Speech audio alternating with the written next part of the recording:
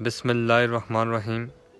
اللہ تعالیٰ قرآن پاک میں کہتا ہے وَلْتَكُن مِّنكُمْ أُمَّةٌ يَدْعُونَ إِلَى الْخَيْرِ وَيَأْمُرُونَ بِالْمَعْرُوفِ وَيَنْهَوْنَ عَنِ الْمُنكَرِ کہ تم لوگوں میں ایک ایسی جماعت ضرور ہونی چاہیے جو لوگوں کو نیکی کی دعوت دے اور برائی سے روکے، اور وہیں لوگ بامراد ہوں گے۔ اگر آج ہم اپنی زندگیوں میں دیکھیں، ہمارا جو مقصد تھا، دنیا میں آنے کا مقصد تھا، جو ہمیں ایک عظیم مقصد ہمیں دیا گیا ہے، چونکہ نبوت کا سلسلہ ختم ہو گیا ہے اور یہ کام اب ہمارے ذمہ ہے۔ ہم میں سے ہر ایک کلمہ گو جو کلمہ پڑھتا ہے، ہم سب کے ذمہ ہے کہ ہم اچھائی کو پھیلائیں۔